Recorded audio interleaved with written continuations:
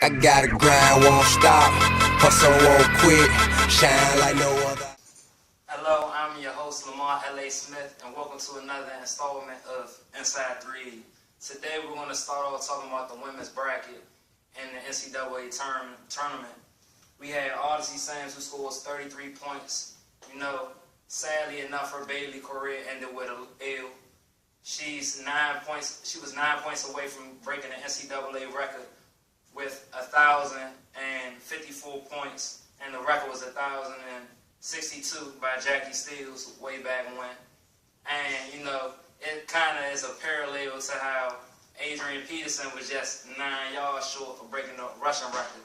So you know, so she accomplished a lot, but you know, so close, but yet so far. Great career. Baylor, you know, they just didn't have enough firepower. They missed Brittany Griner a lot. Odyssey Sams, one woman show. She's a monster. But congrats to the Notre Dame Fighting Irish. Next, ironically, since we just got off talking about the Fighting Irish, they had their forward, Anchois. She tore ACL in their Final Four game, in their Elite Eight game. And it's a big blow to their team because during the season, she averaged nearly 15 points a game, 7 rebounds. During the tournament, she's averaging 20 and 10. So it's a lot of production that they're missing. They lose size within down low, and also it requires their guard play to be much more prolific in order for them to score. So hopefully that they still have a productive Final Four run, but it's going to be hard to win a national championship.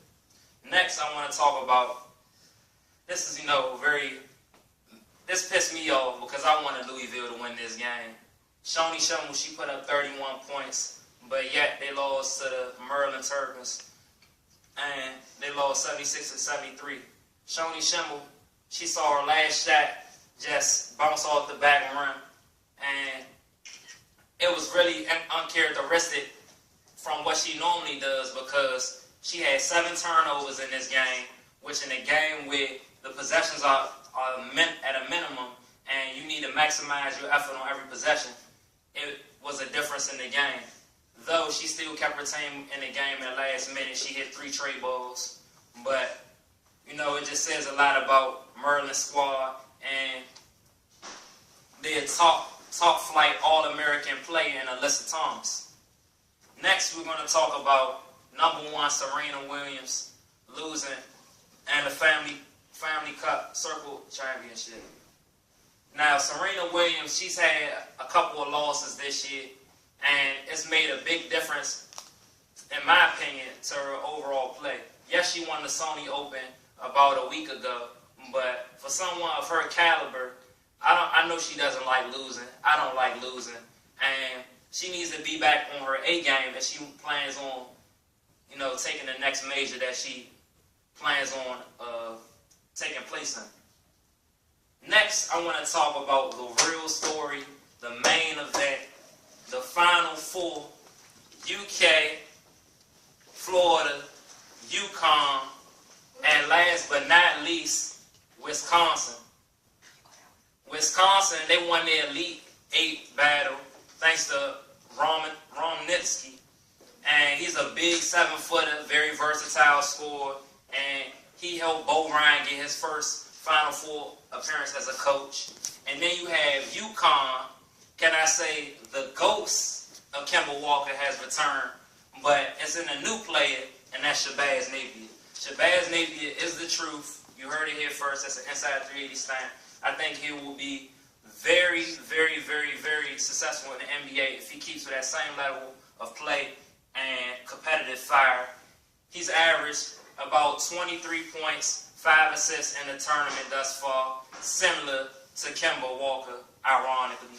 And he's accumulated worth almost 50% of his team's offense. So a lot of it is coming from his tenacious play. You got Boatwright, who's a nice guard. Then you have DeAndre Daniels, who's a mismatch down low. So they're a really talented squad, and it's so ironic that the team that they're facing is on a 30-game win streak, And the last L they took was the UConn off a tip out when Shabazz Napier hit the game winner.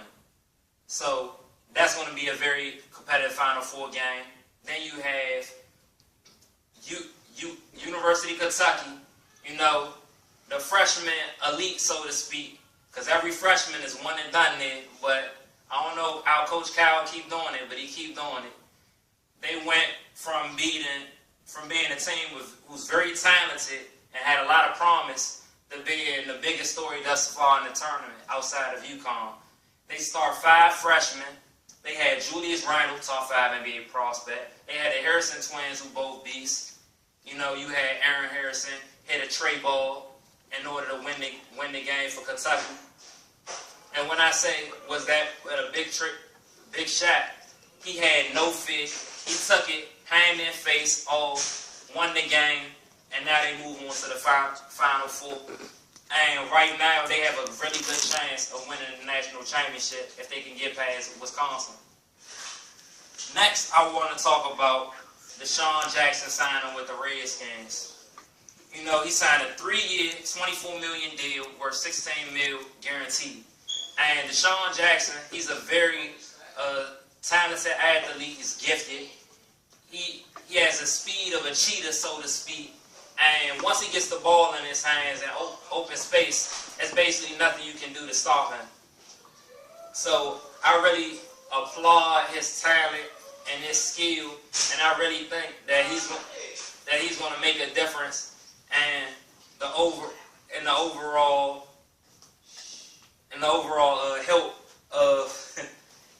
help of the Redskins. You have him on one side, Pierre Gonçalves on the other side. You had Jordan Reed at tight end. So all I can say is one word is for that. It's trouble.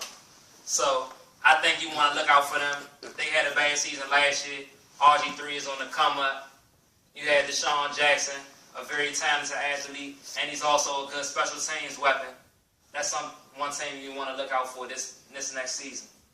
Next, I want to talk about the race for number 1 in the East. I know everybody, you know, they counted out the Heat. You know, they didn't think they was going to get number 1 after they lost to the Pacers last week. When the Pacers, you know, I thought David West traveled. He traveled. But, you know, they got the 1-point win. It's all good. They're going to have to come back to South Beach and, you know, have to fight us another go before the season ends. So we're going to get our payback. But right now, after the Pacers lost 3 straight, they won last night versus the Pistons. And the Heat have won 4 straight, and they are ahead of the Pacers by percentage points for the number 1 spot in the East. The Heat are 52-22, and the Pacers are 53-23. And it's going to be a nail biter. They're both racing like this down the line. So whoever gets home court advantage is looking to have their best shot to come out of the East for the NBA Finals. We both know that the rest of the East is pretty much scrubs. You had a couple of teams that's going to give you a fight, but the beasts of the East are Indiana and Miami. One team has been the dominant force in the East for the last 3 or 4 years, and the other team is the team on the rise, the team on the come up, the only team that looks like the real threat to beat the Heat. So something's got to give, and I think that's going to be an interesting show to see once the playoffs start in a couple weeks. Next, I would like to talk about the Spurs. The old heads down in San Antonio are on a 19-game winning streak. So right now, they're trailing in history. They're not going to beat our record. You know, we won 27 games last year, talking about the Heat. You have the Lakers 33. You have the Heat's 27. You have the Rockets 22. You have the Bucks and the Lakers who have 20. And then the Spurs are tied at 19.